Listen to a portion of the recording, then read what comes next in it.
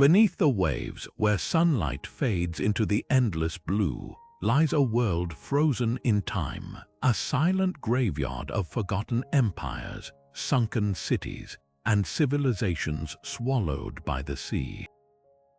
Imagine stumbling upon a crumbling temple, its pillars draped in coral, or a statue half buried in sand, its face worn smooth by centuries of currents. These aren't just relics, they're whispers from the past waiting to tell their stories. And today, we're diving deep, literally and figuratively, into 30 of the most astonishing ancient ruins ever discovered underwater. From legendary cities swallowed by tidal waves to sacred sites lost beneath rising seas, each one holds secrets that rewrite history.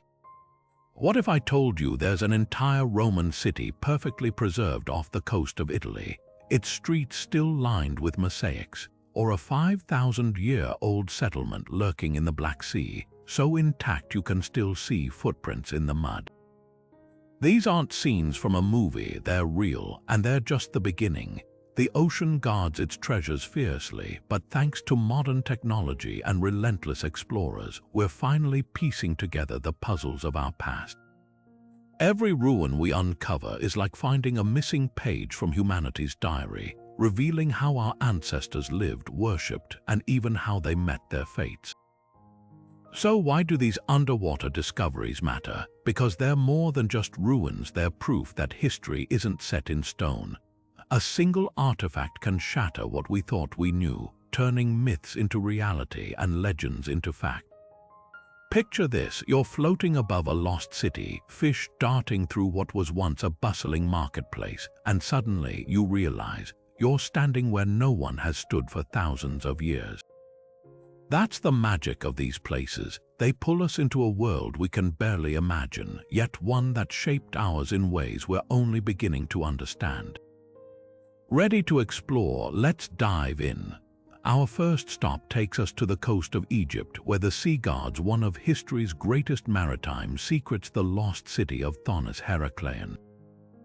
For over 1,000 years, this legendary port thrived as a bustling hub of trade and culture, where Egyptian pharaohs welcomed Greek merchants and towering temples stood as testaments to the gods. Then, around the 8th century, it vanished beneath the waves, swallowed so completely that scholars began to question whether it had ever existed at all. That is, until 2001, when a team of archaeologists led by Frank Gaudio stumbled upon its ruins under 30 feet of water in a Baiae Bay. What they found was nothing short of miraculous, colossal statues of pharaohs and deities, their faces still regal despite centuries underwater, gold coins and jewelry scattered like forgotten treasures, and even the remains of ancient ships, their hulls still packed with cargo. But perhaps the most striking discovery was a massive stone slab, inscribed in both Greek and Egyptian hieroglyphs, proof that Thonis-Heracleion was far more than a myth. It was the gateway between two worlds where cultures collided and history was written. The city's fate remains shrouded in mystery, but most researchers believe a combination of rising sea levels, earthquakes, and unstable sediment caused it to sink slowly into oblivion. Now, let's leap across the Mediterranean to the shores of Greece, where another sunken city tells an even older story. Pavlopetri, lying just off the southern coast of the Peloponnese, is the world's oldest known submerged city, dating back over 5,000 years. Unlike Thonis-Heracleion, which disappeared in a dramatic collapse, Pavlopetri seems to have slipped beneath the waves gradually, its streets and buildings preserved in eerie detail. Archaeologists have mapped an entire grid of houses, courtyards, and even a complex water management system, a proof that this was no simple village but a sophisticated Bronze Age settlement. What makes Pavlopetri truly extraordinary is its sheer age. This city thrived long before the pyramids of Egypt were built, and yet its layout is strikingly modern, with planned roads and communal spaces that suggest a highly organized society. Theories about its demise point to rising sea levels, but the real mystery is why it was abandoned so completely. Were its inhabitants driven out by disaster, or did they simply fade into history? Together, these two cities paint a haunting picture of humanity's fragile relationship with the sea. One was a glittering metropolis lost to catastrophe, the other a quiet testament to time's relentless march. But both remind us that the ocean doesn't just erase history, it also preserves it, waiting for the right moment to reveal its secrets. Stretching across the ocean floor near Japan's Yonaguni Island lies one of the most hotly debated underwater discoveries of all time, the Yonaguni Monument. Rising from the seabed like a submerged fortress, its terraced walls, sharp angles, and what appear to be carved staircases have sparked fierce arguments among scientists. Some insist it's a natural formation, shaped over millennia by tectonic activity and strong currents. Others point to its uncanny symmetry, the right angles of its platforms, and what looks like a human carved face etched into the stone, arguing it's the remnants of an ancient civilization, possibly even a lost city from a forgotten era. The debate isn't just academic, it's a window into how we interpret the past. If Yonaguni is man-made, it could rewrite the history of human settlement in the region, hinting at a sophisticated culture that thrived when sea levels were lower. But if it's natural, it's still a breathtaking reminder of how the Earth itself can sculpt wonders that rival human artistry. Now, let's journey from the Pacific to the Arabian Sea, where another submerged marvel blurs the line between myth and reality, the legendary city of Dwarka. For centuries, Hindu texts described a glorious kingdom built by the god Krishna, a city of gold and towering gates that sank into the sea after his departure.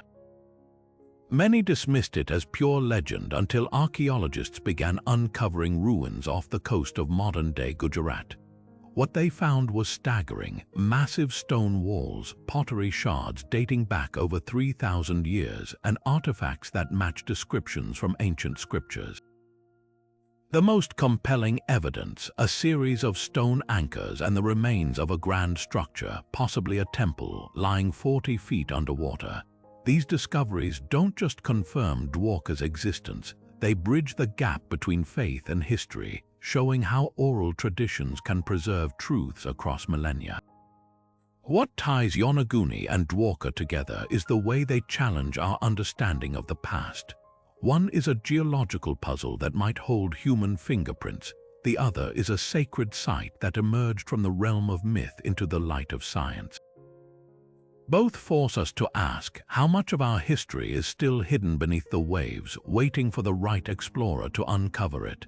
The ocean doesn't give up its secrets easily, but each of these ruins is a clue, a piece of the vast, interconnected story of humanity. Some cities vanish in an instant, erased by nature's fury, while others slip beneath the waves almost unnoticed over centuries. Few places embody this contrast more starkly than Port Royal and Baiae. One a lawless pirate kingdom struck down in minutes, the other a decadent Roman retreat slowly claimed by the sea. Let's start with Port Royal, Jamaica, the so-called wickedest city on earth.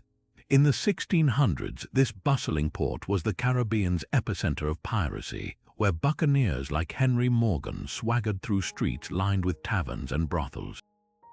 Then, on June 7, 1692, disaster struck. A massive earthquake liquefied the sandy ground beneath the city, swallowing 2/3 of Port Royal in minutes. Ships capsized, buildings collapsed, and thousands drowned as the sea rushed in. Eyewitnesses described the chaos as divine punishment for the city's sins. Today, underwater excavations reveal eerie snapshots of that moment. Pocket watches frozen at the time of the quake, liquor bottles still sealed, and even a preserved loaf of bread, all untouched beneath 30 feet of water. Now cross the Atlantic to Baiae, Italy's ancient playground for Rome's elite. Unlike Port Royal's violent end, Baiae's demise was a slow seduction.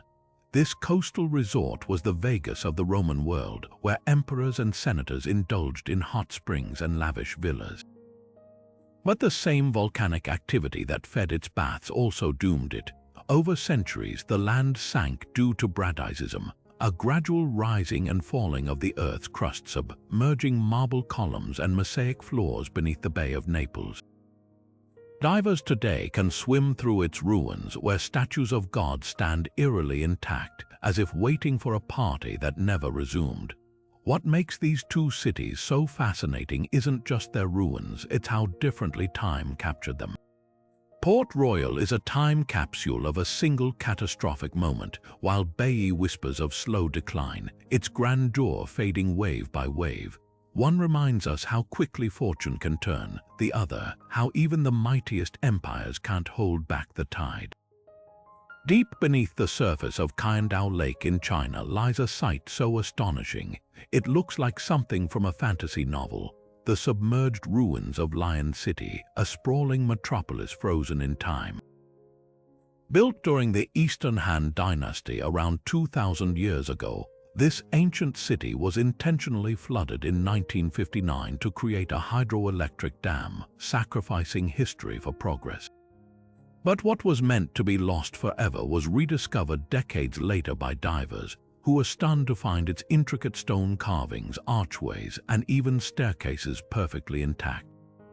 The water's stillness preserved Lion City like a time capsule, its towering memorial arches and elaborate wall engravings still bearing the intricate craftsmanship of a long-gone era. The most breathtaking feature, a series of stone lions, guardians of the city's legacy, still perched majestically on their pedestals, their details sharp despite centuries underwater. Archaeologists believe Lion City was a cultural and political hub, its architecture reflecting a blend of imperial grandeur and everyday life. Unlike ruins worn down by wind and weather, this city's underwater slumber kept its beauty pristine, offering an unparalleled window into ancient China. Now shift gears to the Mediterranean coast, where another underwater discovery tells a far older and eerier story. Off the shore of Israel lies Atlit-Yam, a Neolithic village buried beneath the sea for over 8,000 years. Unlike Lion City's deliberate flooding, Atlit-Yam's submersion was a slow dance with rising sea levels, its inhabitants gradually abandoning their homes as the waters crept in. What makes this site so haunting isn't just its age, it's the intimate glimpses of life and death preserved in the silt. Divers have uncovered human skeletons, some still lying in graves arranged in a fetal position, their burial rituals whispering of spiritual beliefs long forgotten. Even more chilling, evidence of a possible tsunami that may have struck the village, with cracked pottery and tools scattered as if life was interrupted mid-moment.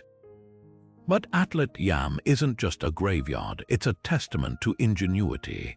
Researchers found the world's oldest known seawall, a crude but effective barrier against the encroaching tides, and wells lined with stone, proof that these ancient people fought to survive their changing world. The village's most poignant discovery, the skeleton of a woman and child, locked in an embrace that transcends time. Together, Lion City and Atlit-Yam offer a stunning contrast. One is a masterpiece of human artistry preserved by chance, the other, a raw snapshot of prehistoric struggle. Both remind us that the sea doesn't just take, it also gives, guarding stories that land could never keep so perfectly. Whether it's the grandeur of a drowned empire or the quiet tragedy of a village lost to the waves, these ruins force us to ask, what else might the oceans be hiding just out of sight? Beneath the murky waters of India's Gulf of Cambay lies a mystery that could rewrite the history of human civilization. In 2001, marine archaeologists surveying the seabed stumbled upon what appeared to be the remnants of an enormous ancient city. Rectangular structures, pottery shards, and even human bones, all buried under layers of sediment. But what sent shockwaves through the scientific community was the dating. Some artifacts suggested this settlement could be over 9,000 years old, predating the Indus Valley civilization by millennia. Critics argue the evidence is inconclusive, pointing to strong currents that may have scattered older debris into misleading formations. Yet, if verified, these ruins hint at a sophisticated society thriving during a time when most of humanity was still in the Stone Age. The Gulf of Cambay's potential as a cradle of ancient urban life raises tantalizing questions. Was this the heart of a forgotten culture, or merely a settlement swallowed by rising seas? Either way, it forces us to reconsider how deep the roots of human achievement truly go. Meanwhile, on the other side of the Indian Ocean, the Mediterranean holds its own sunken secret, the lost city of Aulis off the coast of Crete. Unlike the enigmatic ruins of Cambay, Aulis has a well-documented history as a bustling Minoan and Roman trading hub, famed for its maritime prowess and strategic location. Walk along the shallow waters of Alaunda Bay today, and you'll see eerie lines of stone walls looming just beneath the surface, the skeletal remains of a city that once thrived. Aulis met its fate not by rising seas, but by the relentless grind of tectonic plates. Around the 2nd century, a series of earthquakes caused the land to sink, drowning streets lined with merchant stalls and grand public baths. Divers have uncovered coins, tools, and even fragments of ancient legal decrees etched into stone, painting a vivid picture of daily life in a city that bridged cultures. What makes these two sites so compelling is the contrast in their stories. The Gulf of Cambay whispers of a civilization so old it defies our timelines, while Aulis stands as a stark reminder of nature's power to erase even the mightiest trading empires. One challenges our understanding of human progress, the other, our hubris in believing we can outlast the Earth's shifts. Together, they prove that the ocean's depths don't just hide ruins, they guard the very boundaries of what we think we know. Just 30 miles from the rediscovered glory of Thonis-Heracleion lies another Egyptian marvel swallowed by the Mediterranean Canopus, the sister city that shared its fate. While Heracleion dazzled with towering statues and gold, Canopus whispered secrets of a different kind. This was the city of pilgrimage, where ancient Egyptians flocked to honor Osiris, god of the afterlife.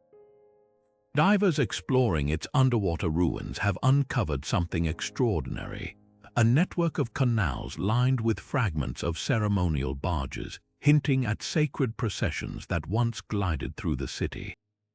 The most striking find, a temple complex dedicated to the god Serapis, its columns still standing like sentinels in the silt, surrounded by votive offerings tossed into the waters centuries ago.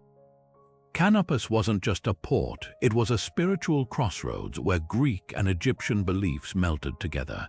Its slow descent beneath the waves mirrored Heracleion's, but its legacy is quieter, a reminder that some cities drown not with a roar but a sigh.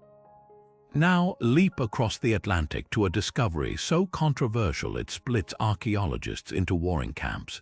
Off the western coast of Cuba, in waters nearly 2,000 feet deep, sonar images reveal structures that look unnervingly like pyramids, massive, symmetrical, and hauntingly geometric.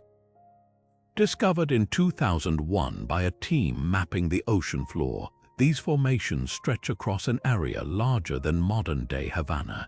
Skeptics argue they're natural limestone formations shaped by bizarre underwater currents over millennia. But believers point to the precision of the angles, the alignment matching celestial patterns, and the eerie resemblance to Mesoamerican pyramids. Could this be evidence of a lost civilization, one that thrived when sea levels were hundreds of feet lower? Or is it the ultimate example of pareidolia, our brains tricking us into seeing order in chaos? The debate rages because the stakes are so high.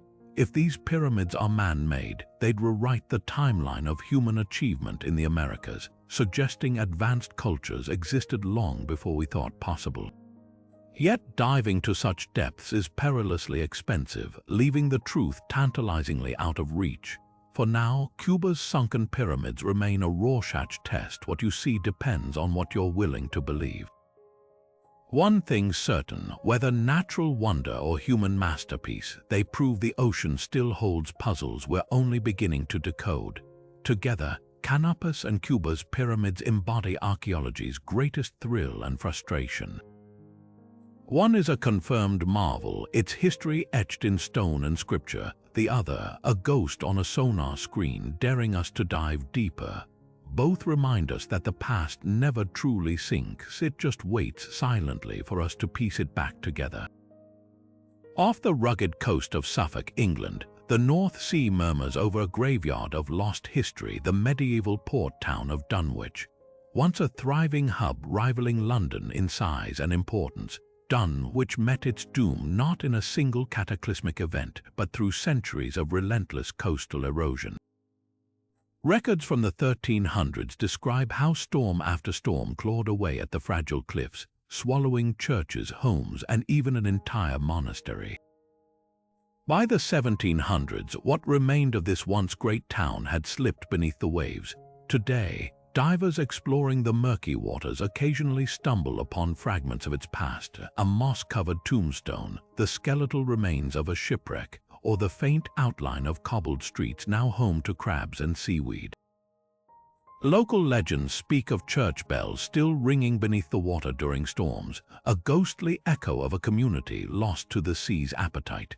Now shift continents to India's southeastern coast, where the Bay of Bengal guards a different kind of maritime mystery, the temple complex of Mahabalipuram. Unlike Dunwich's slow erasure, Mahabalipuram's story is steeped in myth. Ancient Tamil texts describe a city of 7 pagodas, so magnificent that the gods grew jealous and sent a great flood to drown 6 of them beneath the waves.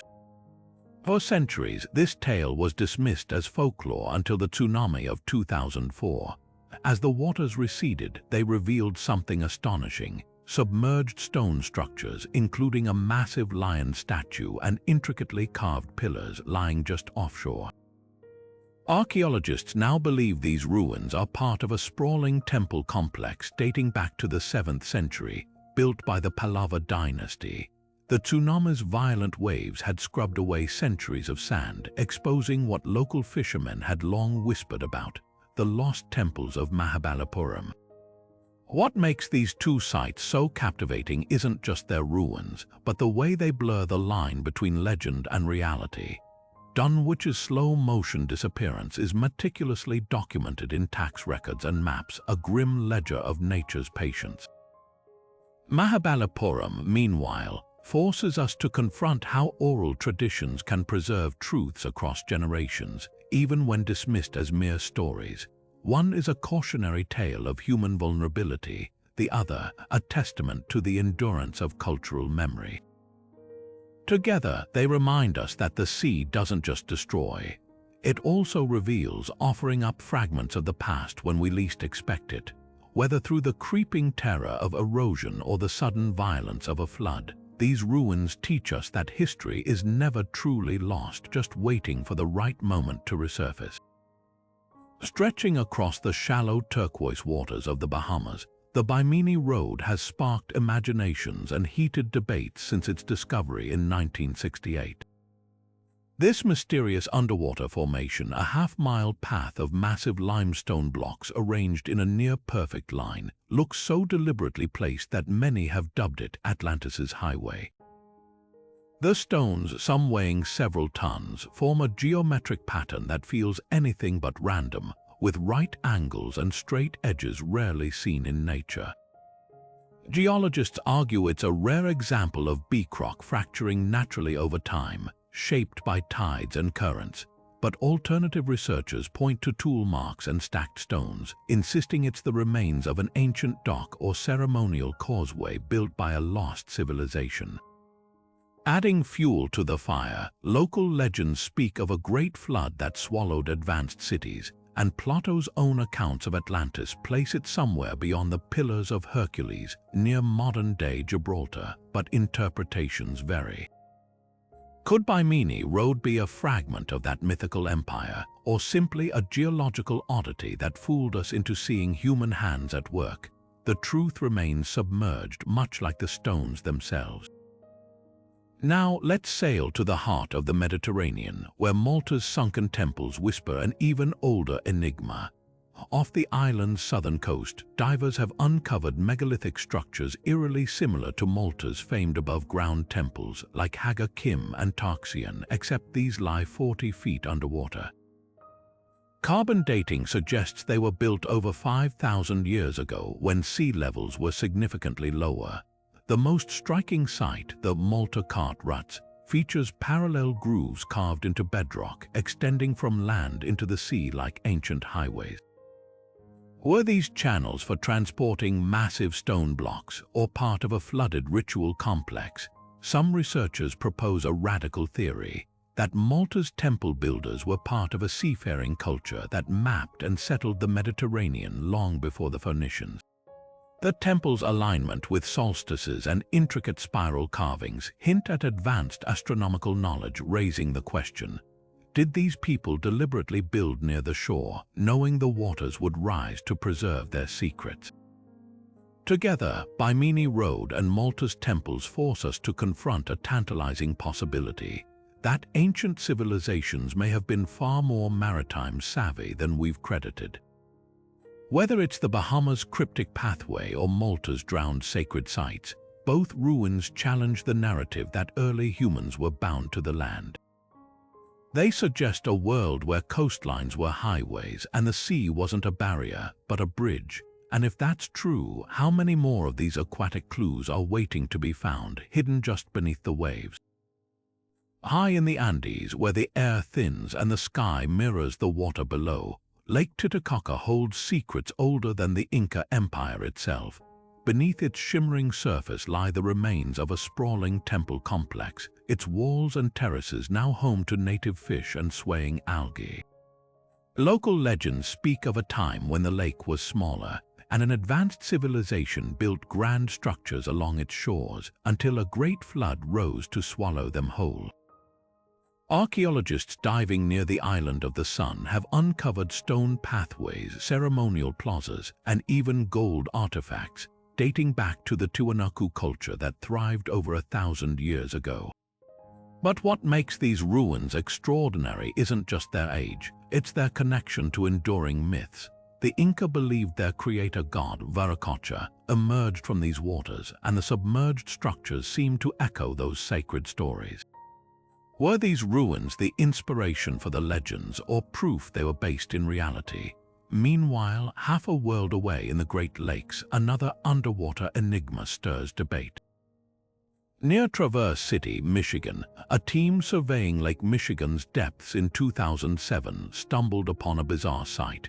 A cluster of stones arranged in a near-perfect circle, one of them etched with what appears to be a mastodon carving, an animal that went extinct over 10,000 years ago. Dubbed Michigan Stonehenge, the formation's origins are fiercely contested. Some researchers argue it's a natural glacial deposit shaped by ancient ice movements. Others point to the symmetry of the stones and the potential artwork, suggesting human hands could have placed them there when water levels were lower. If that's true, it would imply a prehistoric North American culture with sophisticated knowledge of astronomy or ritual, long before documented indigenous settlements in the area. What ties these two sites together is the way they challenge our understanding of cultural timelines. Lake Titicaca's ruins bridge myth and history, offering tangible evidence for stories once dismissed as folklore. Michigan's stones, on the other hand, dare us to reconsider who might have walked this land, and what they knew long before written records began. One site is steeped in tradition, the other a blank slate waiting for interpretation. Both remind us that sometimes the past doesn't just hide in the ground, it waits beneath the water, where only the curious think to look. Imagine a shoreline frozen in time, where wooden fishing boats still rest on the seabed, their ropes intact, and the bones of cattle lie scattered as if abandoned yesterday. This isn't a scene from a fantasy, it's the eerie reality of the Black Sea's anoxic depths. Unlike most oceans, its deepest layers lack oxygen, creating a watery tomb where organic material refuses to decay. Here, over 150 feet below the surface, archaeologists have uncovered a submerged prehistoric world. villages built over 7,000 years ago when the Black Sea was a smaller freshwater lake now lie preserved with chilling detail. The most astonishing find, a perfectly intact wicker basket, its weave still tight, and a wooden structure that may be the oldest known shipbuilding attempt. These ruins tell a story not of sudden catastrophe, but of a slow, inexorable flood, a theory that some scientists link to the biblical story of Noah. As melting glaciers caused global sea levels to rise around 5600 BC, salt water from the Mediterranean breached the Bosporus, transforming the Black Sea into the tidal force we know today. The settlements along its original shores didn't stand a chance. They simply slipped beneath the waves, their stories locked in the silt.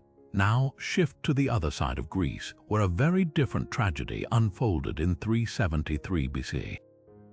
The prosperous city of Helike, a cultural and economic powerhouse, vanished in a single night. Ancient writers described the horror. A massive earthquake struck, followed by a tsunami that dragged the entire city into the Corinthian Gulf.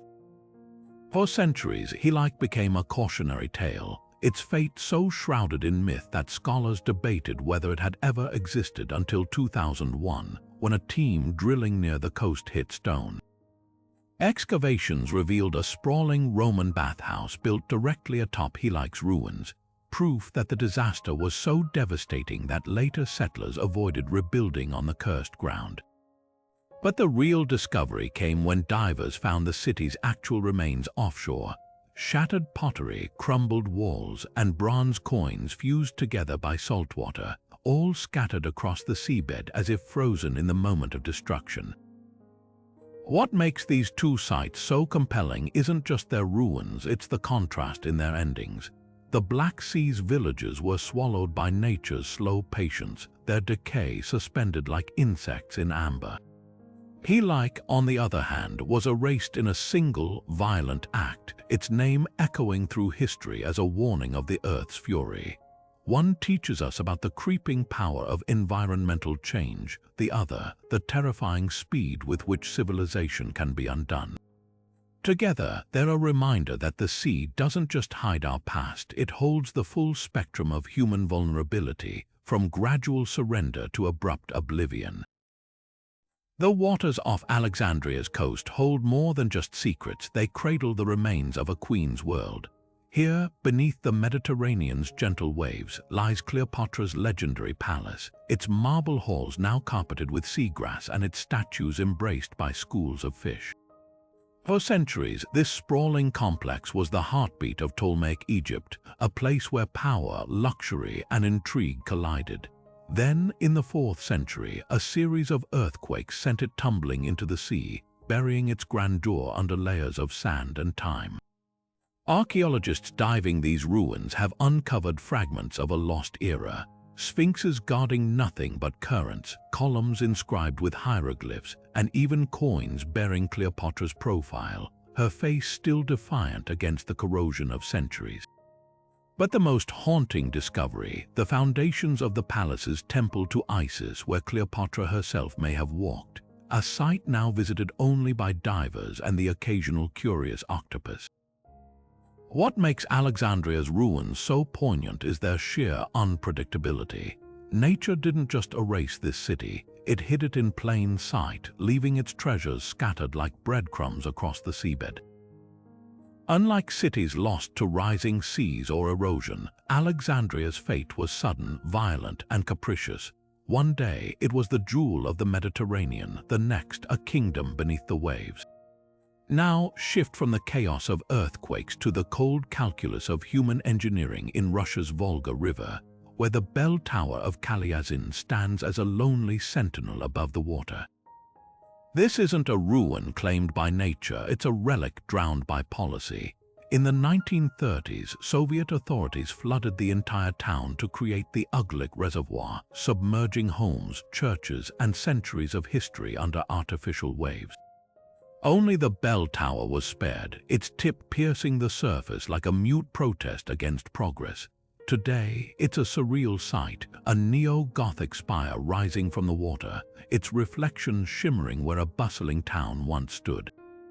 Locals still whisper that on quiet nights you can hear the drowned bells ringing beneath the surface, a ghostly reminder of what was sacrificed for industrialization. The contrast between these two sites couldn't be starker.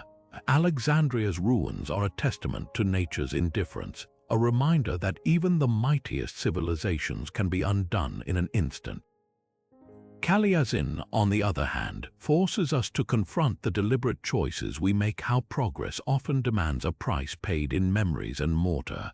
One city fell to the earth's unrest, the other to the unrest of human ambition. Yet both share a haunting beauty, their stories etched not in history books alone, but in the silent language of stone and water. They ask us, what do we value enough to preserve, and what are we willing to lose? Deep in the jungles of Mexico's Yucatan Peninsula, where sunlight barely pierces the thick canopy, lies an entrance to another world, the vast underwater cave system of Sac-Acton. This isn't just a natural wonder, it's a submerged museum of Maya history, stretching over 200 miles and filled with relics untouched for centuries. As divers navigate its crystal-clear waters, they're met with jaw-dropping sights. Ancient pottery resting on ledges like it was placed there yesterday, human remains curled in ceremonial positions, and even fragments of murals depicting gods long forgotten. The caves were sacred to the Maya, who believed them to be gateways to the underworld, and the artifacts left behind, jade beads, carved bones, and incense burners, speak of rituals performed in the eerie silence of these flooded chambers. But the most haunting discovery, a nearly complete skeleton nicknamed Naya, a teenage girl who fell to her death here over 12,000 years ago, her bones preserving clues to some of the earliest human presence in the Americas. Now leap across the Pacific to China's Qingdao Lake, where an entirely different kind of underwater marvel waits. Xicheng, or Lion City, wasn't lost to time or disaster. It was deliberately drowned in 1959 to make way for a hydroelectric dam. But what was meant to vanish instead became one of the best preserved ancient cities on Earth. Unlike ruins worn by waves or earthquakes, Xicheng's architecture is frozen in pristine detail, its 5 gates and countless temples shielded by the lake's calm waters. Divers exploring its streets pass under archways adorned with intricate carvings of lions and dragons, their features still sharp after 60 years underwater. The city's pagodas, some standing over 80 feet tall, loom like ghosts in the depths, their wooden beams miraculously intact. Even more surreal, the water's clarity and lack of currents have turned Xicheng into a time capsule, where stone inscriptions from the Qing dynasty remain as readable as the day they were chiseled. What makes these two sites so extraordinary isn't just their artifacts, it's the contrast in how they were preserved. Sac-Acton's caves guard secrets spilled by accident or offerings, their treasures hidden in darkness by nature's hand. Xicheng, on the other hand, is a monument to human choices, a city sacrificed to progress but gifted to history in the process. One is a whisper of spiritual devotion, the other a shout of imperial ambition. Yet both force us to confront the same truth. Water doesn't just erase the past, it can also keep it safe, waiting for the moment we're ready to listen. Beneath the crystal-clear waters of Gotland, Sweden, lies a Viking secret that rewrites our understanding of Norse trade. The sunken harbor of Frøjul. This wasn't just a dock, it was a bustling maritime gateway where longships loaded with amber, fur, and silver converged from across the Baltic. Archaeologists diving the site have uncovered a treasure trove of Viking life. Ship timbers still bearing axe marks, weights from trading scales, and even a wooden pulley system used to haul cargo. But the most telling discovery, a cache of Arabic silver coins, proof that Frøjul's reach extended far beyond Scandinavia, connecting the Vikings to the Silk Road's wealth. The harbor's fate mirrors many coastal settlements. Rising sea levels gradually swallowed it between the 9th and 12th centuries, turning a hub of commerce into a ghostly underwater museum. What makes Frøjul extraordinary isn't just its artifacts, but how it shatters the stereotype of Vikings as mere raiders. These were savvy merchants, their ships cutting through waves and politics alike. Now sail south to the sun-baked shores of Greece, where myth and history collide in the lost city of Tenia. For centuries, this fabled settlement was thought to be pure legend founded by Trojan prisoners after the fall of Troy, its existence passed down through ancient texts but never proven. That changed in 2018 when archaeologists discovered its remains near Corinth. But the real surprise came when divers found a portion of the city submerged offshore, its foundations and pottery fragments confirming what Homer's epics had hinted at. Tenia's underwater ruins reveal a city that thrived on contradictions, Greek in culture but proud of its Trojan roots, wealthy yet isolated. The submerged section includes a network of wells and tunnels, suggesting Tenia's engineers mastered hydraulics to combat droughts until an earthquake around 400 AD sent part of their ingenuity into the sea.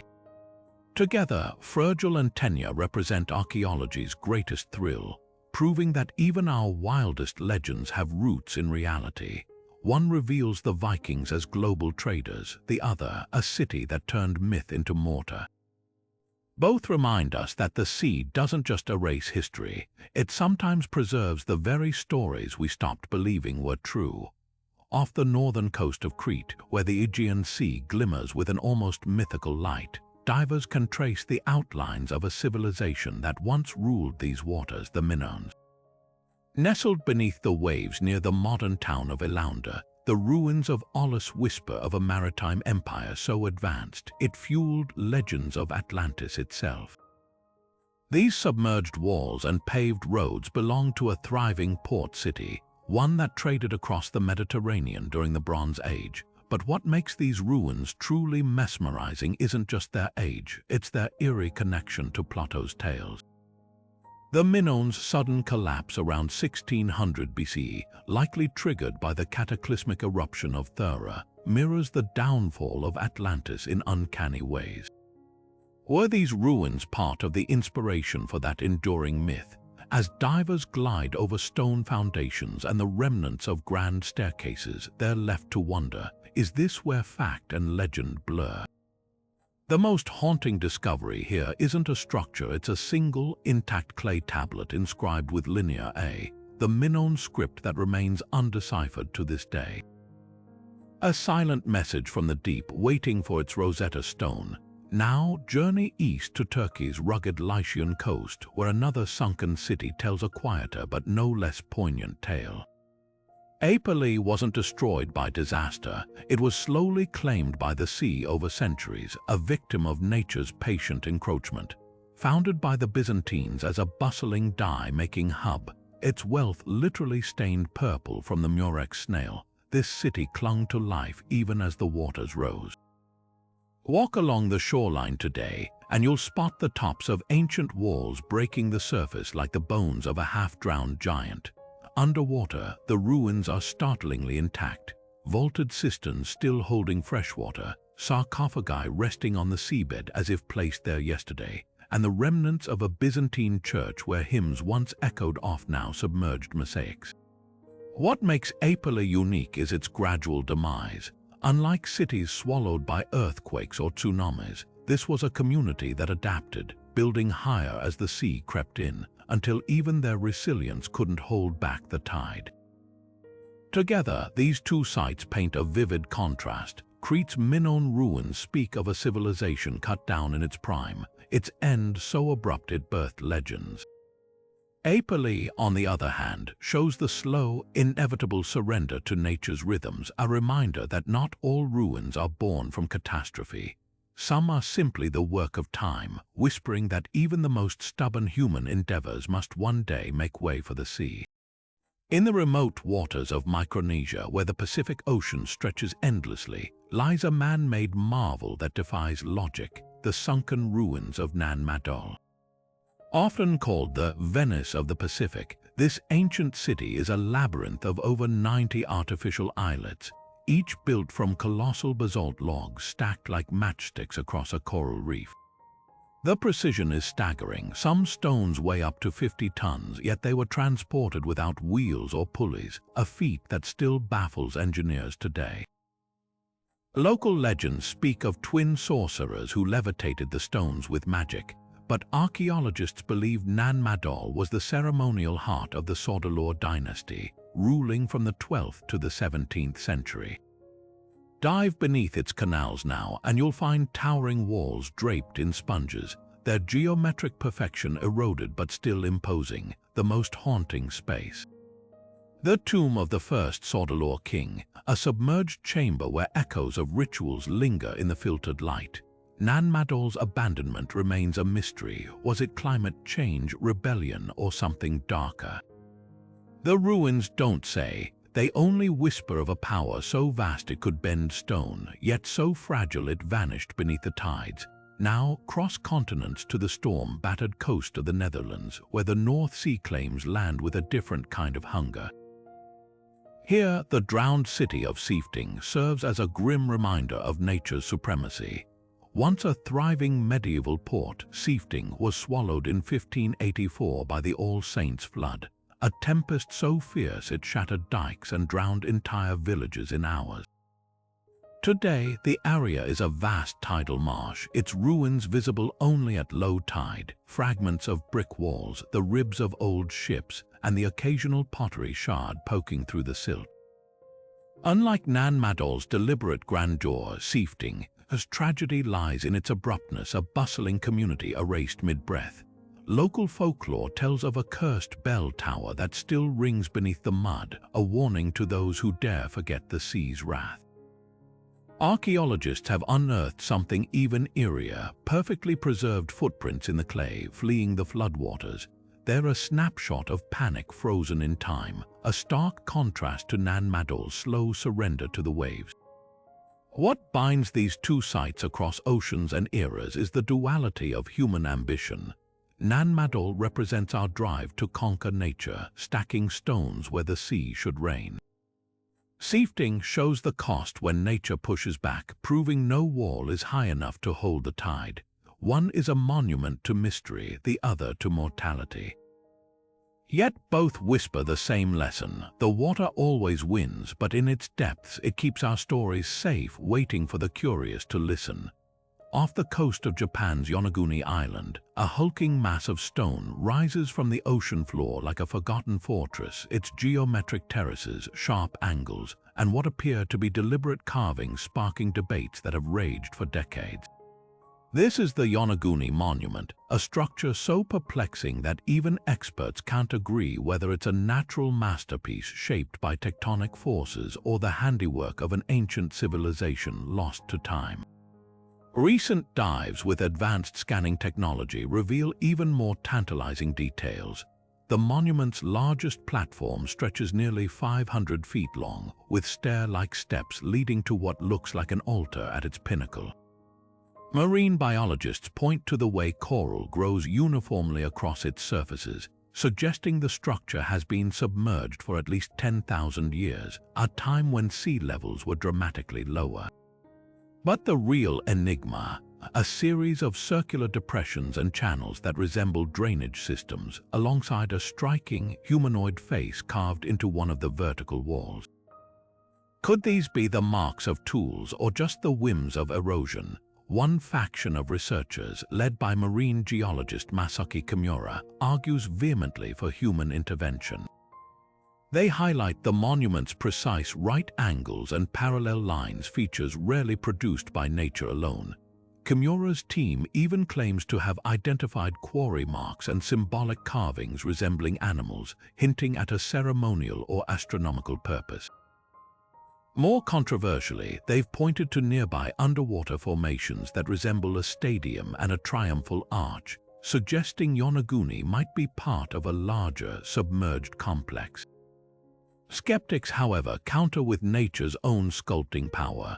Geologist Robert Schoch, famous for his work on the Sphinx, notes that Yonaguni's sandstone fractures naturally into geometric patterns. The region's frequent earthquakes could have sheared the rock into planes, while strong currents polished the edges over millennia. Even the carved face, he argues, could be pareidolia, our brains tricking us into seeing artistry where none exists. But what if the truth lies somewhere in between? Indigenous Yukuan legends speak of a land called Neolithic, a paradisiacal realm that sank beneath the waves. Could Yonaguni be a sacred site, partially shaped by humans and enhanced by nature, like a canvas painted by both time and hands? Modern sonar mapping has revealed similar structures dotting the seafloor between Yonaguni and Taiwan, fueling theories of a prehistoric maritime culture that once thrived on these now submerged land bridges. The debate matters because it's about more than rocks, it's about rewriting human history. If Yonaguni is artificial, it implies a sophisticated society existing millennia before we thought possible, one that mastered stonework as sea levels rose around them. If it's natural, it's still a testament to how the Earth can craft mysteries that rival our greatest myths. Either way, the monument stands as a silent challenge, daring us to reconsider what we think we know about the past and how much of it might still be waiting just beneath the waves. Beneath the choppy waves of the Baltic Sea, where cold currents weave between Sweden and Germany, lies a mystery that has baffled divers and archaeologists alike, a series of massive stone circles, some spanning over 50 feet in diameter, resting silently on the seabed. Discovered by sonar scans in the early 2000s, these submerged megaliths are arranged with eerie precision, their boulders spaced evenly like the teeth of some forgotten giant's jaw. The largest cluster, found near the island of Bornholm, features stones weighing up to 10 tons, their surfaces strangely smooth despite centuries underwater. At first glance, they resemble Stonehenge's drowned cousins, but their purpose is far more enigmatic. Local folklore hints at their origins. Scandinavian sagas speak of troll rings, circles built by mythical beings to trap sunlight during endless winter nights. Scientists, however, have pieced together a more grounded but no less fascinating theory. Carbon dating suggests these structures were assembled around 5,000 years ago, when sea levels were nearly 20 feet lower. That places their construction in the Neolithic era, a time when Baltic tribes were transitioning from hunter-gatherers to farmers. But why build monuments where the tide would inevitably claim them? Some researchers propose these were ritual sites for seasonal gatherings, their circular shapes symbolizing the cycles of life and harvest. Divers have uncovered animal bones and flint tools scattered between the stones, artifacts that might point to offerings or feasts held under the open sky before the water rose to swallow the ceremonies whole. Yet there's a darker, more tantalizing possibility. A few outlier stones bear deep grooves, their edges chiseled in patterns that don't match natural erosion. Could these be anchor points for wooden structures or markings left by a culture we've yet to name? The Baltic's low oxygen levels preserve organic material unusually well, and recent dives have revealed something startling. Wooden posts still standing upright within the circles, their bases buried in sediment. If these posts once supported platforms or totems, it would rewrite what we know about Neolithic engineering in the region.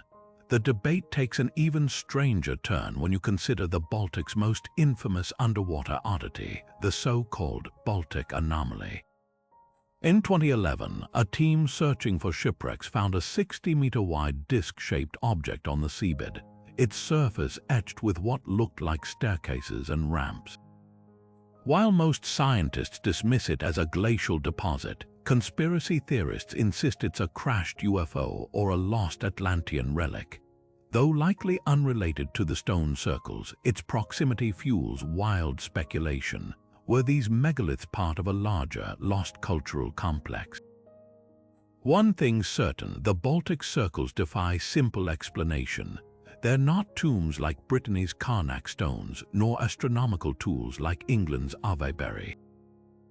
Their isolation underwater makes them unique, a puzzle without a key. As climate change shifts ocean currents, these ruins may reveal more secrets or vanish further into the silt. For now, they remain a haunting reminder that history isn't just written on land sometimes. It's carved into the very floor of the sea, waiting for the tides of curiosity to uncover it. Now let's dive back into the murky waters of India's Gulf of Cambay, where a discovery in 2001 sent shockwaves through the archaeological world and sparked a debate that rages to this day. Sonar images revealed what appeared to be the outlines of a vast, grid-like city sprawled across the ocean floor, its structures eerily symmetrical. But it wasn't just the scale that stunned researchers, it was the age. Initial carbon dating of recovered artifacts, including pottery shards and wooden fragments, suggested this settlement could be a staggering 9,000 years old. That would place it millennia before the rise of Mesopotamia or the Indus Valley, rewriting the timeline of urban civilization as we know it. Yet almost immediately, skepticism flooded in. Critics pointed to the Gulf's fierce currents, which could have scattered ancient debris into deceptive patterns. The artifacts themselves were dredged from the seabed rather than excavated in situ, making it difficult to confirm their original context. Some geologists argued the structures might simply be natural rock formations, shaped by tectonic shifts over eons. Even the carbon dating came under fire. Opponents noted that samples taken from underwater sites can be contaminated by marine organisms, skewing results. The Archaeological Survey of India initially called the findings inconclusive, leaving the world to wonder, had we stumbled upon proof of a lost Ice Age metropolis, or just a case of wishful thinking amplified by sonar shadows? What makes this debate so charged isn't just the science, it's the cultural weight behind it. Hindu texts like the Mahabharata speak of advanced cities lost to catastrophic floods, parallels that fuel theories about combat being a real-world Dwarka or even a precursor to Atlantis. Marine archaeologist Graham Hancock championed the site as evidence of a forgotten global civilization, while mainstream scholars like Dr. D.P. Agrawal dismissed it as geology, not archaeology. The truth may lie somewhere in between. Recent dives using advanced submersibles have identified stone tools and pottery that appear deliberately worked, not naturally fractured. One particularly compelling find, a carved wooden plank, its edges too precise to be random driftwood, recovered from a layer of sediment consistent with the proposed timeline. The Gulf of Cambay forces us to confront the limits of our knowledge. If the city is real, it hints at a sophistication far beyond what we thought possible for the era. Think organized urban planning at a time when most humans were still nomadic. If it's not, it's still a masterclass in how easily the past can deceive us. Either way, the ruins, real or imagined, serve as a humbling reminder. The ocean guards its secrets tightly, and sometimes the most tantalizing discoveries are the ones that refuse to be easily explained. In the heart of Iraq's Kurdistan region, where the Tigris River once flowed with relentless force, a drought in 2018 unveiled a secret buried for 3,400 years, the lost city of Zakaku.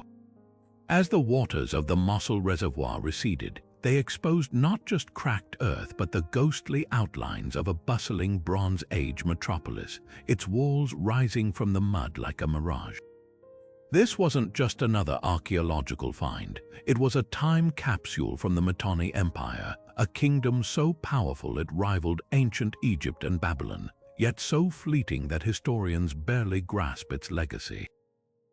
The ruins appeared almost too perfectly preserved, a sprawling complex of palaces, temples, and storehouses, their mud-brick walls still standing tall despite millennia underwater.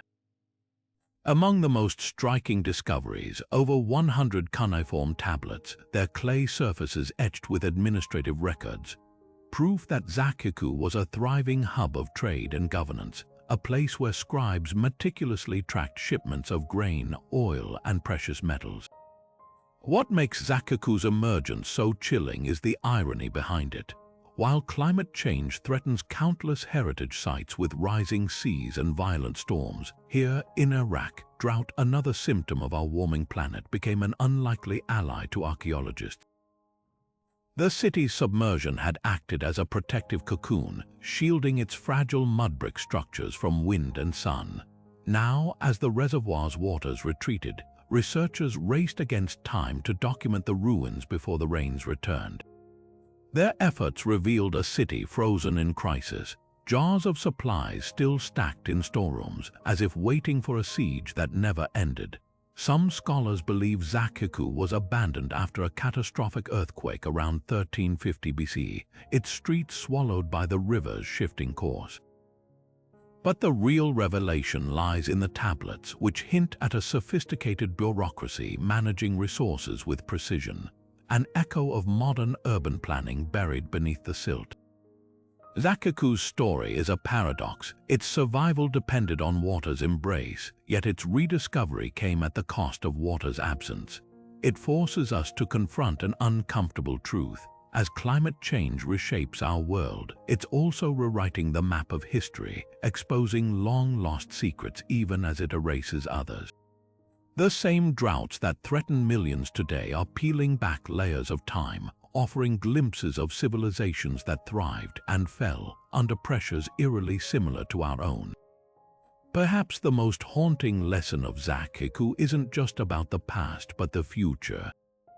If a city could vanish so completely beneath the waves, only to resurface when the balance tipped, what other chapters of human resilience or hubris might still be waiting, hidden in the depths? Beneath the hypersaline waters of the Dead Sea, where salt crystals cling to every surface like frost, archaeologists have uncovered ruins so bizarrely preserved they seem ripped from biblical lore.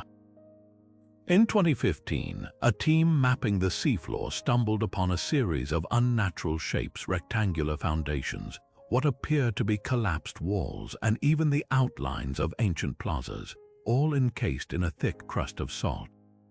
The site lies just off Jordan's eastern shore, in waters so dense with minerals that organic material refuses to decay. Wooden beams, still bearing tool marks, rest untouched after centuries, while pottery fragments gleam as if freshly glazed. But what's truly electrifying is the location's eerie alignment with Scripture. This submerged settlement sits near the biblical cities of the plain, a region often linked to Sodom and Gomorrah's fiery destruction. Could these ruins be remnants of those infamous cities, swallowed not by fire but by the Dead Sea's relentless rise? The evidence is tantalizing but contentious. Geologists point to the area's volatility. Earthquakes and shifting water levels have reshaped the shoreline for millennia. Some argue these structures could be Nabatean, dating to the 1st century when trade routes flourished here. Others highlight the ruins' unusual construction. Unlike typical regional architecture, these walls lack mortar, their stones fused together by salt deposits over time. Then there's the bizarre trash layer found nearby, a thick band of ash, charred bones, and melted metals, suggesting a sudden, catastrophic event. Intriguingly, this matches ancient descriptions of Sodom's downfall, where brimstone and fire rained from the sky. Could this be evidence of a meteoritic airburst, a phenomenon known to vaporize settlements in an instant? Diving these ruins feels like stepping into a cautionary tale. The salt's grip has mummified everything, fish skeletons suspended mid-swim, branches petrified into eerie white sculptures, among the most haunting finds. A cluster of human footprints pressed into what was once soft mud, their owners fleeing toward higher ground. Archaeologists theorize the Dead Sea may have been smaller in antiquity, its shores hosting thriving communities until a seismic event triggered a cataclysmic flood. As the waters surged, they swallowed settlements whole, preserving them in a saline time capsule. What makes this site so gripping isn't just its potential link to Scripture. It's the way it forces us to reconcile myth with geology. Whether these ruins belong to Sodom or not, they paint a vivid picture of a civilization interrupted, a place where daily life froze in a single disastrous moment. The Dead Sea doesn't give up its secrets easily, but each crusted artifact whispers the same warning. Nature's fury spares no one, and even the wickedest cities leave echoes in the silt. Beneath the emerald jungles of Mexico's Yucatan Peninsula lies a labyrinth of liquid caves so vast it's been called the underworld of the Maya. These cenote sinkholes formed by collapsed limestone aren't just geological wonders, they're time capsules preserving a sacred relationship between humans and water. For centuries, the Maya revered these flooded caverns as portals to Xibalba, the realm of the dead where gods demanded offerings and secrets whispered in the dark. Today, divers probing these crystal-clear depths uncover more than stunning rock formations. They find artifacts suspended in time, from jade figurines to skulls arranged in eerie ceremonial circles. One of the most chilling discoveries, the skeletal remains of a young woman, her bones resting beside a shattered pottery vessel, a silent witness to a ritual performed over 1,000 years ago. Analysis suggests she might have been a sacrifice, her death tied to pleas for rain during a devastating drought, a haunting reminder of how climate upheaval shaped ancient lives. But the cenotes hold more than tragic tales. In the sprawling cave system of Sac-Acton, archaeologists have mapped over 200 miles of submerged passages, revealing tools, hearths, and even plant fossils that rewrite our understanding of early human migration. One startling find, footprints pressed into the soft clay of a dry cave chamber, now submerged, proof that humans explored these tunnels when sea levels were far lower, over 12,000 years ago. These prints, preserved like a prehistoric snapshot, suggest the caves served as shelters or pilgrimage routes long before the Maya flourished.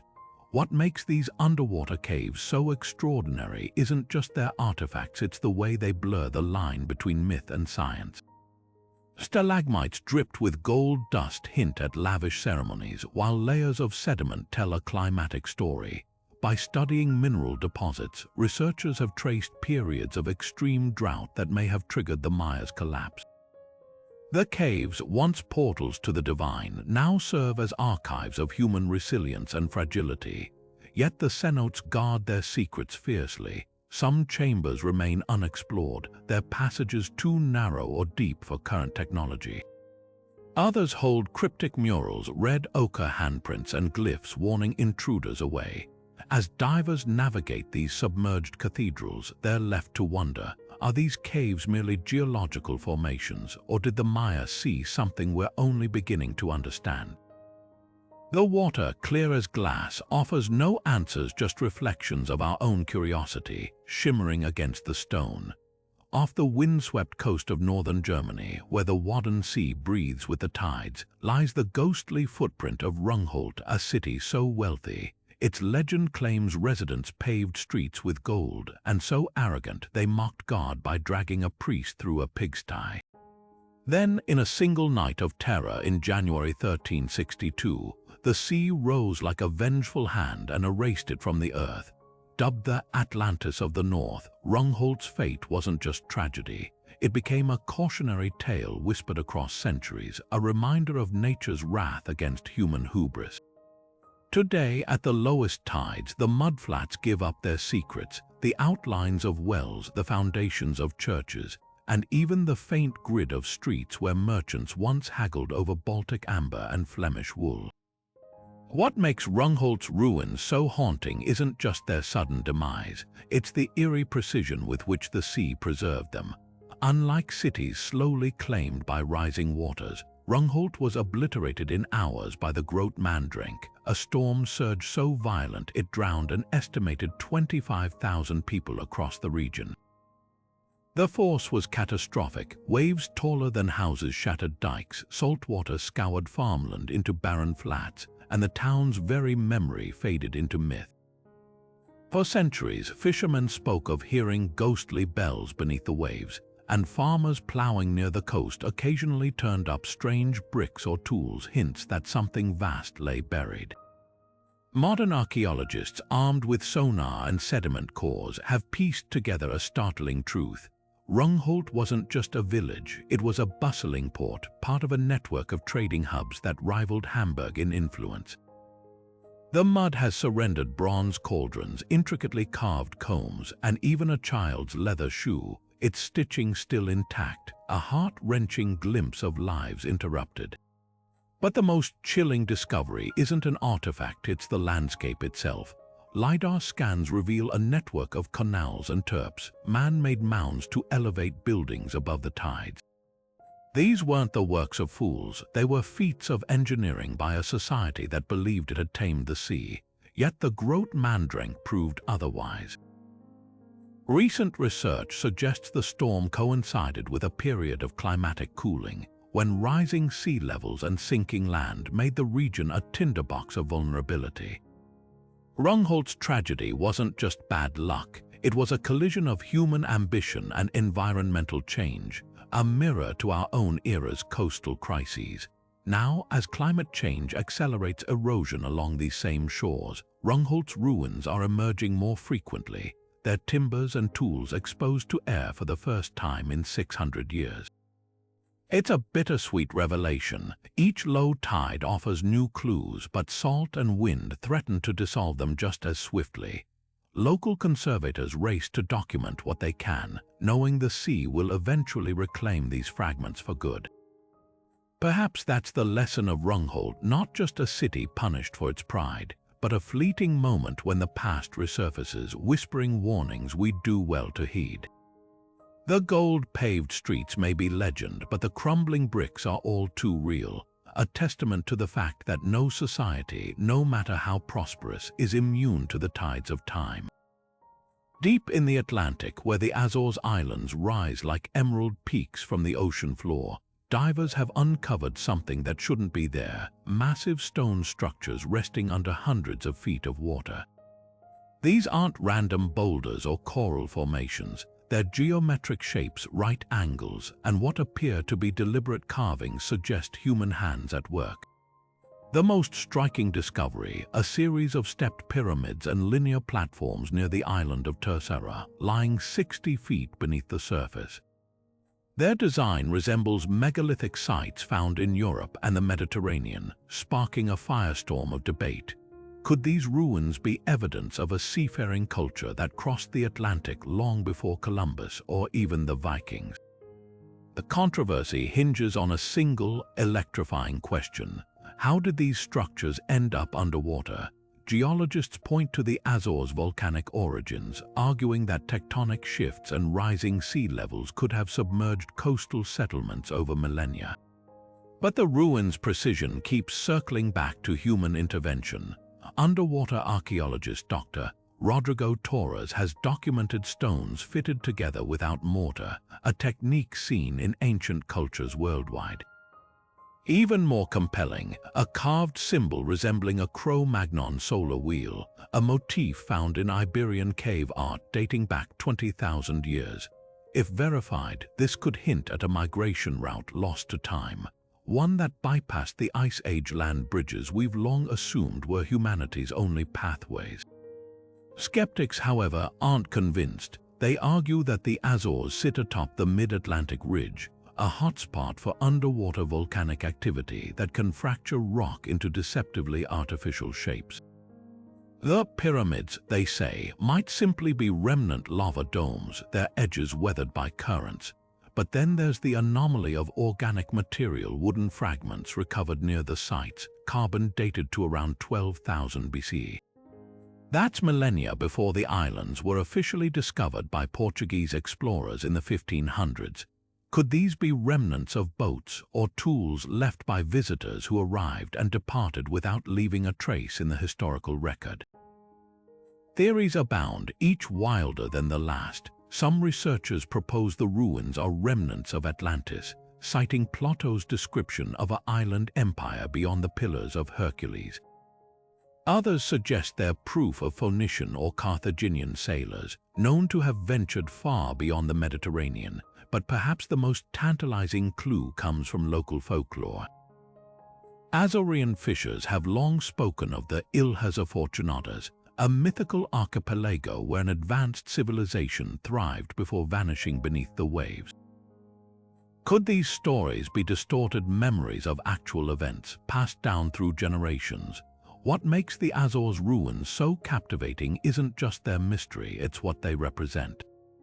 If human-made, they shatter the narrative of isolation that has long defined Atlantic history. If natural, they're a testament to how powerfully the Earth can mimic our own creations. Either way, they force us to confront the gaps in our knowledge. The ocean here doesn't give up its secrets easily, but each stone, each symbol, whispers the same tantalizing possibility that the past might be far stranger and far more interconnected than we ever dared to believe. Beneath the still waters of Lake Lerna in northern Greece, a silent village sleeps, one that predates the pyramids of Egypt by millennia. Ni-Nikomdea, a Neolithic settlement dating back over 8,000 years, offers an astonishing glimpse into Europe's earliest farming communities. Unlike cities swallowed by sudden disasters, this village tells a quieter story, one of gradual abandonment as rising waters crept over its thatched homes and clay ovens. Archaeologists diving the site have uncovered tools that trace humanity's shift from hunting to agriculture: polished stone axes for clearing forests, sickle blades still stained with ancient grain residue, and pottery fragments decorated with zigzag patterns, some of the oldest ceramic art ever found in Europe. What makes Ni-Nikomdea extraordinary isn't just its age, but the intimacy of its artifacts. Among the ruins, researchers found tiny clay figurines of plump women, likely symbols of fertility, and children's toys carved from deer antlers. These weren't just survivors eking out an existence, they were families passing down traditions.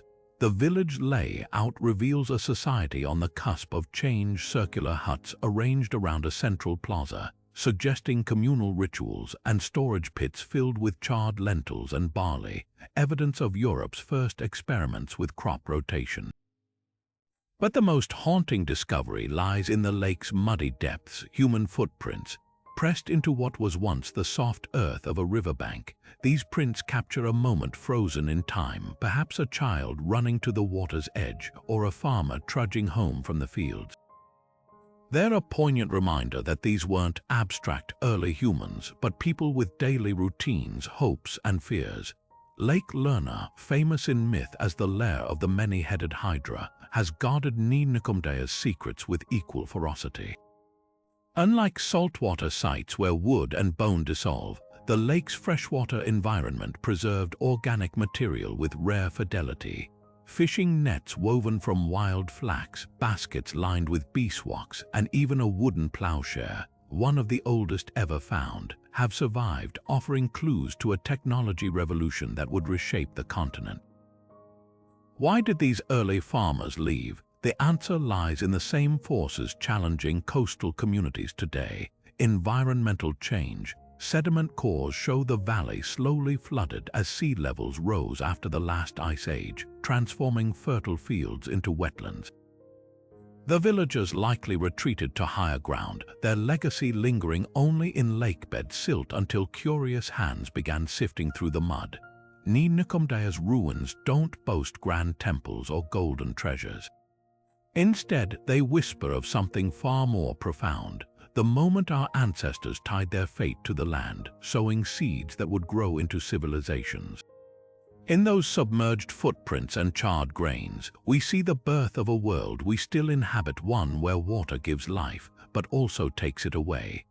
Not far from the ruins of Heracleion, where the Mediterranean cradles Egypt's lost grandeur, lies another submerged sanctuary whispered about in ancient texts of Menauthes. This city wasn't just a neighbor to Heracleion, it was its spiritual twin, a sacred hub where pilgrims flocked to honor Isis, the goddess of magic and rebirth. Unlike the bustling trade of Heracleion, Menauthes thrived on devotion, its temples overflowing with offerings from those seeking healing or divine favor. Then, like its sister city, it vanished beneath the waves, leaving behind fragments of a faith that once bound empires together. Divers exploring the site have uncovered clues that paint a vivid picture of Menauthes' role in the ancient world. Among the silt-covered ruins, they've found bronze statues of Isis, her arms outstretched as if blessing the waters that now entomb her. Nearby, stone tablets inscribed with prayers in Greek and Demotic script hint at a multicultural following, proof that faith here transcended borders. But the most poignant discoveries are the tiny terracotta votives, shaped like body parts left by pilgrims hoping for cures. These humble offerings, still nestled in the seabed, speak louder than any grand monument. This was a place where desperation and hope met in the shadows of towering sanctuaries. What ties Menauthis most powerfully to Heracleion isn't just geography, it's the threads of ritual that connected them. Archaeologists believe processions may have linked the two cities, with sacred barges ferrying statues of Isis between their temples during festivals. Imagine the spectacle, priests in linen robes chanting under torchlight, their voices echoing across the water as they carried the goddess from one hallowed site to another. The recently discovered remains of a ceremonial dock in Menauthis, lined with carved lotus blossoms, supports this theory, suggesting a watery highway for the divine. Yet Menauthis holds its own mysteries. While Heracleion's downfall was likely swift, collapsing under its own weight as the land sank, Menauthis shows signs of a slower, more deliberate abandonment. Some structures appear intentionally dismantled before submersion, their stones neatly stacked rather than scattered. Could this mean the city's devotees, foreseeing its fate, carefully relocated their most sacred objects? Or was it stripped by later generations, salvaging materials as the waters rose? The answer may lie in a peculiar find, a sealed alabaster jar, its contents still unknown, resting upright on what was once the temple's altar, as if waiting for the goddess's return. The legacy of Menauthis lingers not just in artifacts, but in the stories that refused to die. Long after its disappearance, medieval Arab geographers wrote of a sunken palace of enchantments near Alexandria, where fishermen sometimes hauled up strange statues in their nets. Today, as divers brush sand from the face of another recovered Isis statue, her serene smile unchanged by centuries underwater, it's hard not to feel the weight of that enchantment. Here, faith didn't drown, it merely sank beneath the surface, waiting for the world to remember its power. And perhaps that's the true magic of Menauthis. Even now, it calls to us, not with the roar of a fallen empire, but with the whisper of a prayer half heard beneath the waves. Beneath the Java Sea's turquoise waves, where coral reefs shimmer like scattered jewels, lies a graveyard of empires, an underwater labyrinth of shipwrecks and temples that once anchored the world's richest maritime highway. This isn't just a scattering of lost artifacts, it's the skeletal remains of a trade network that connected China to India, Arabia to Africa, long before European explorers drew their first maps. In 2017, fishermen off the coast of Java stumbled upon something extraordinary. The wreck of a 12th century trading vessel, its hull brimming with treasures that tell a story far grander than gold. Archaeologists diving the site surfaced with ceramics so pristine they still gleamed, celadon plates from ancient kilns in Fujian, bronze mirrors etched with dragons, and lacquer boxes that once held perfumes for royal courts. But the real revelation was in the cargo's diversity: raw ivory from Africa, rubies from Burma, and ingots of tin mined in Malaysia. This single ship was a floating bazaar, proof that Southeast Asia wasn't just a stopover but the beating heart of global commerce. Yet it's not the only ghost lurking here. Nearby, the ruins of a submerged Hindu temple peek through the sand, its stone carvings of deities tangled in seaweed. This sacred site, likely part of the Srivijaya kingdom's coastal sprawl, suggests these waters were more than a trade route. They were a spiritual crossroads where merchants prayed before braving the monsoon winds. What makes Java's underwater ruins so compelling is how they rewrite history's margins. For centuries, Western narratives painted Southeast Asia as a passive recipient of more advanced cultures. But these wrecks and temples scream otherwise. The Srivijayan Empire, which ruled these waters from the 7th to 13th centuries, didn't just facilitate trade, it dictated it, controlling choke points like the Malacca Strait with a navy that rivaled any Mediterranean power. Divers have found evidence of floating docks and warehouses built over reefs, a maritime infrastructure as sophisticated as Rome's roads, even more striking. The ship designs themselves, unlike European vessels built for brute force. Java's wrecks reveal hybrid engineering, Chinese rudders paired with Arabian sails, stitched together with techniques borrowed from India's shipwrights. These weren't copies, they were innovations born from necessity in the world's most unforgiving waters. But the Java Sea doesn't surrender its secrets easily. Saltwater corrosion and illegal salvagers have stripped some wrecks bare, leaving archaeologists to piece together puzzles with missing fragments. In one heartbreaking case, a 9th century dhow was looted before researchers could reach it, its cargo of Tang dynasty ceramics sold piecemeal on the black market. Yet even in loss there's revelation. The very act of looting confirms these sites' value not just as cultural heritage but as a mirror to our modern world. The same trade routes that once carried spices and silk now smuggle antiquities, a grim echo of history's cycles. Perhaps the most haunting discovery isn't a wreck or temple, but something far quieter, a stone anchor half buried near the port of Sayabin. Tests trace its origin to Oman, proof that Arab traders ventured this far east 1,000 years before Vasco da Gama rounded the Cape of Good Hope. It's a humble object, but it speaks volumes. The Java Sea's ruins aren't just relics, they're a challenge daring us to rethink who shaped the ancient world and whose stories we've let sink beneath the tide. High in the Venezuelan Andes, where mist clings to the mountains like a shroud, lies a ghost town sleeping beneath the glassy surface of Lake Yorubunte Potosi, a colonial-era relic sacrificed to progress. Unlike ruins claimed by earthquakes or rising seas, Potosi's fate was sealed by human hands. In 1985, engineers sealed the floodgates of the Yorubunte Dam, submerging the entire town under 200 feet of water to supply hydroelectric power to the region. But before the waters rose, a team of researchers raced against time to document what would soon become Venezuela's Atlantis, capturing haunting photographs of cobblestone streets, whitewashed chapels, and tiled rooftops that would never again see sunlight. What makes Potosi's story so poignant is the eerie clarity of its underwater remains. Unlike ancient ruins worn smooth by centuries of tides, these buildings were frozen mid-life. School desks still lined up in classrooms, wooden shutters half open as if waiting for someone to return.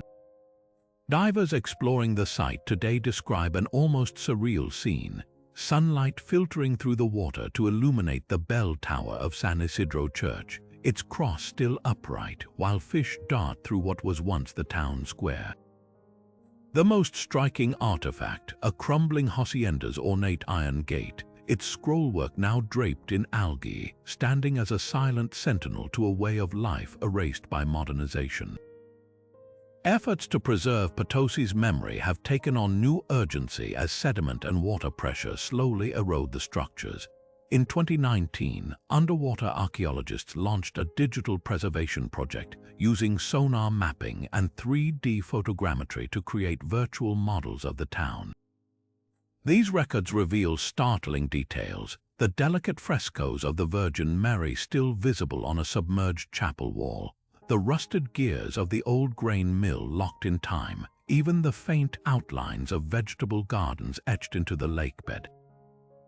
But the race against decay is relentless. Unlike stone temples that endure for millennia, Potosi's adobe walls and timber beams are dissolving, leaving future generations with only pixels and echoes.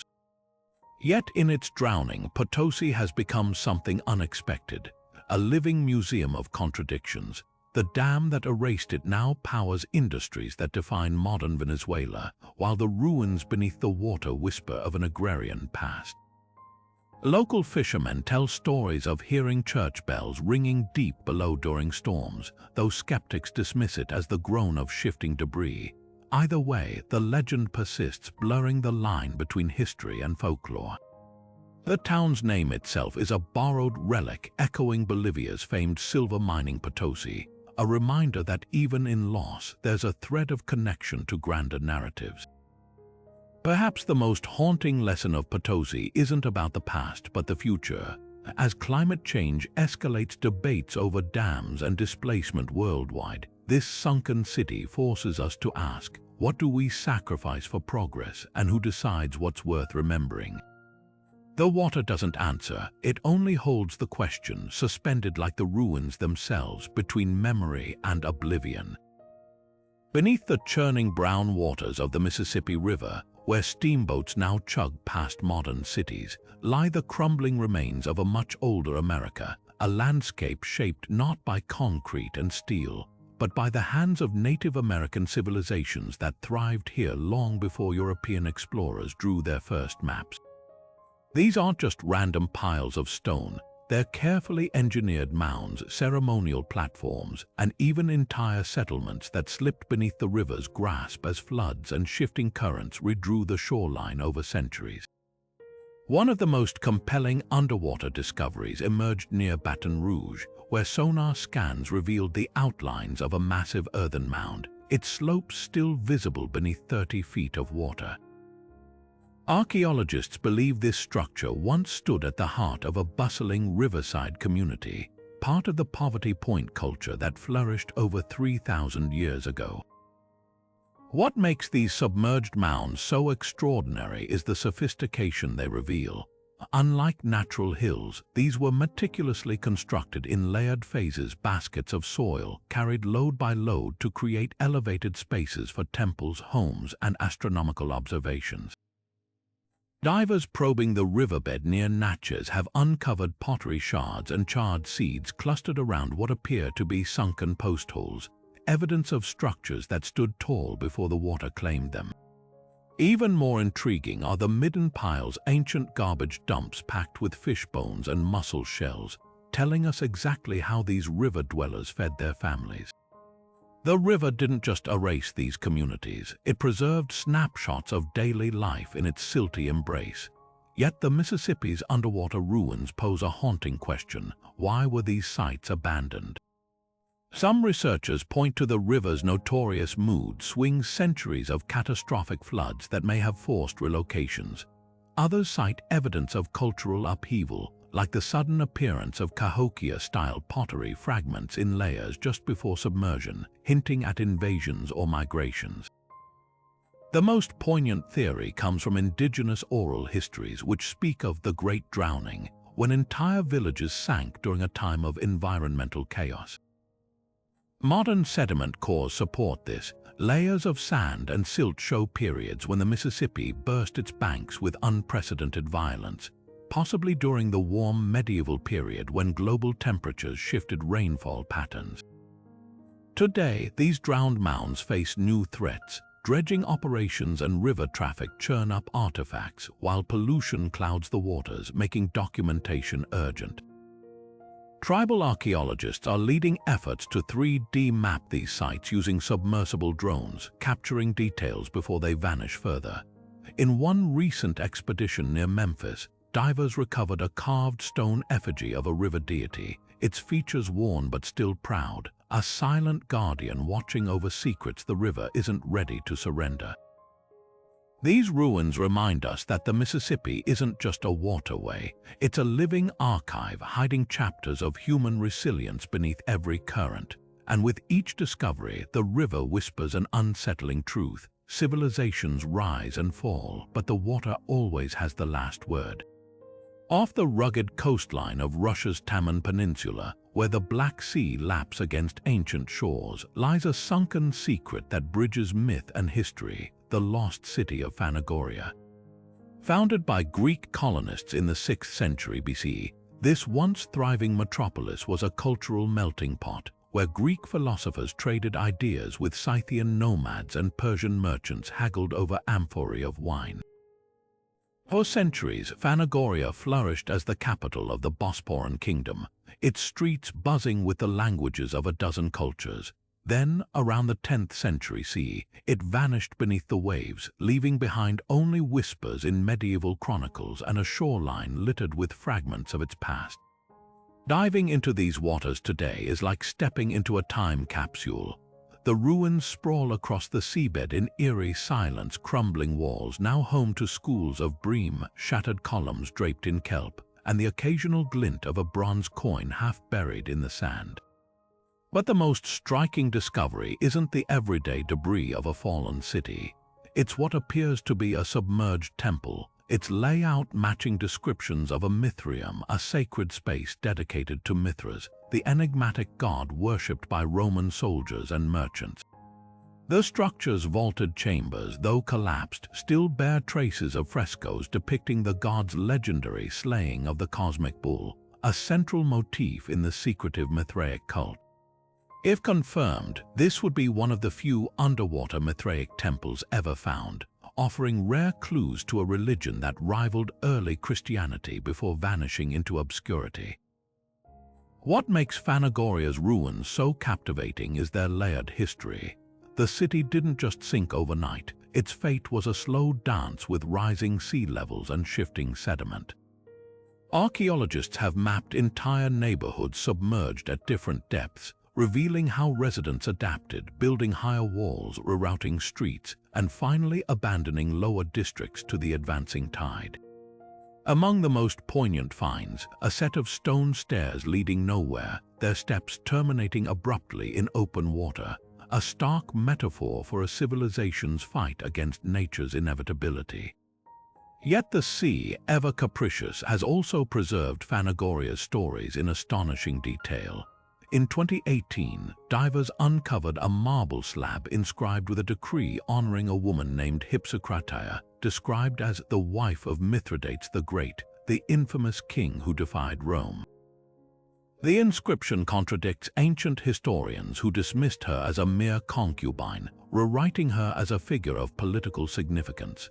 Nearby, a shipwreck loaded with amphorae still sealed with pitch offers a snapshot of trade frozen mid-journey, its cargo destined for tables that would never receive it. But the real enigma lies in Phanagoria's final days. Why did a city that withstood invasions, plagues, and earthquakes ultimately succumb to the sea? Some scholars point to tectonic shifts that caused the land to sink, while others cite the Black Sea's gradual rise accelerated by medieval climate shifts. Local legends, though, tell a darker tale of a wealthy merchant who angered the gods by building a palace too grand, provoking a wave that dragged his arrogance beneath the surface. Whether punishment or happenstance, Phanagoria's ruins now serve as a silent lesson in humility, their stones echoing the same truth whispered by sunken cities worldwide: water always wins. For modern explorers, Phanagoria is more than an archaeological site. It's a mirror. As climate change threatens coastal cities today, this ancient port reminds us how fragile our own footprints are. The same waters that erased Phanagoria's skyline now guard its secrets, offering glimpses of a past where cultures collided, faiths rose and fell, and the sea, as ever, held the final word. Beneath the warm currents of the Persian Gulf lies a mystery that could rewrite the story of human civilization, a vast, submerged landscape that once thrived above water during the last ice age. Around 20,000 years ago, when glaciers locked away massive volumes of seawater, the Gulf's seabed was a lush oasis known as the Gulf Oasis, a fertile plain crisscrossed by rivers and dotted with freshwater springs. Today, satellite imaging and underwater surveys reveal tantalizing clues. Ancient riverbeds carved into the continental shelf, stone tools scattered across the ocean floor, and even the faint outlines of what might be man-made structures. Could these be the remnants of a lost society that flourished when sea levels were nearly 400 feet lower? Some researchers speculate this drowned land was the heartland of the Dilmun civilization, a culture described in Sumerian texts as a paradise where the sun god bestowed immortality. Others propose an even bolder theory that the Gulf Oasis was home to early humans who migrated out of Africa, using its hospitable environment as a staging ground for populating Asia. The evidence is fragmentary but compelling. Fishermen trawling near Bahrain have hauled up not just pottery shards but hand axes dating back 75,000 years, tools that predate known settlements in the region by tens of millennia. Even more intriguing are the underwater mounds discovered off the coast of Qatar, unnaturally symmetrical formations that resemble collapsed buildings, their stones showing signs of deliberate arrangement. Yet the Gulf's secrets are fiercely guarded. Unlike the Mediterranean's clear waters, the Gulf's silt-laden currents limit visibility, and its politically sensitive waters make large-scale exploration difficult. What little has been recovered paints a picture of a lost world. In 2020, marine archaeologists mapping the seafloor near Abu Dhabi identified a submerged freshwater lakebed, its sediments packed with pollen from grasses and reeds, proof that this was once a verdant savanna, not the barren underwater desert it appears today. Nearby, a cluster of stone anchors suggested ancient mariners might have docked along vanished riverbanks, trading with inland communities now erased by time. The most haunting question isn't just what lies beneath the Gulf, but why it disappeared so completely. Around 8,000 years ago, as glaciers melted and oceans rose, the Gulf oasis transformed from a refuge to a death trap. The encroaching sea would have advanced rapidly, up to a mile per year, swallowing villages, sacred sites, and hunting grounds in a relentless march.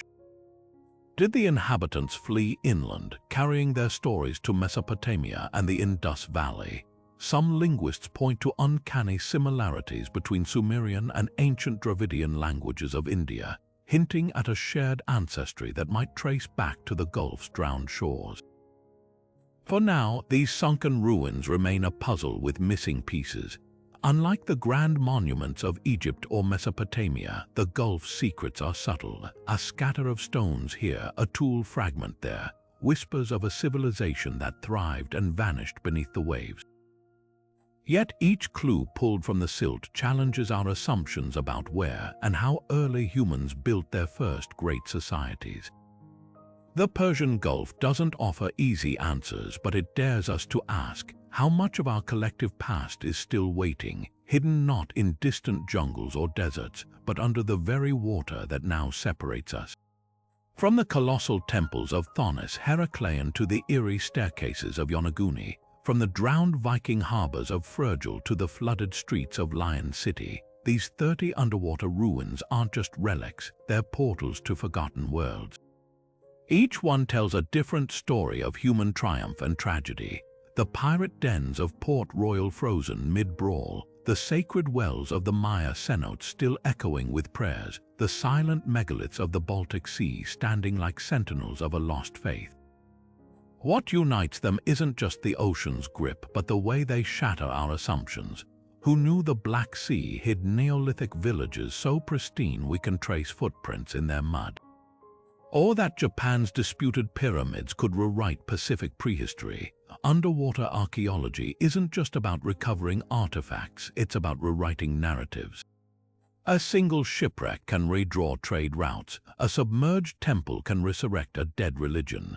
These ruins force us to confront how much of our past is still hidden, waiting for technology or tides to reveal it. But here's the real magic. Every one of these sites challenges us to see history as fluid, not fixed. The ocean doesn't discriminate. It swallows empires and fishing villages alike, preserving the grand and the mundane with equal indifference. That golden statue of Cleopatra, it gleams no brighter to the sea than a child's clay toy. And that's the humbling lesson these ruins teach. Civilizations rise and fall, but the water remembers them all. So now it's your turn. Which of these sunken worlds sparks your imagination? The mythical grandeur of Dwarka, where faith and history merge, or maybe the haunting intimacy of Atlit-Yam, where a mother and child's embrace defies time? Drop your pick in the comments. We're obsessed with these mysteries, and your thoughts might just inspire our next deep dive. Don't forget to subscribe and hit that bell. The ocean's got countless more secrets to share, and we'll be here to uncover them together. Until then, keep exploring, because history isn't just buried in books. Sometimes it's waiting beneath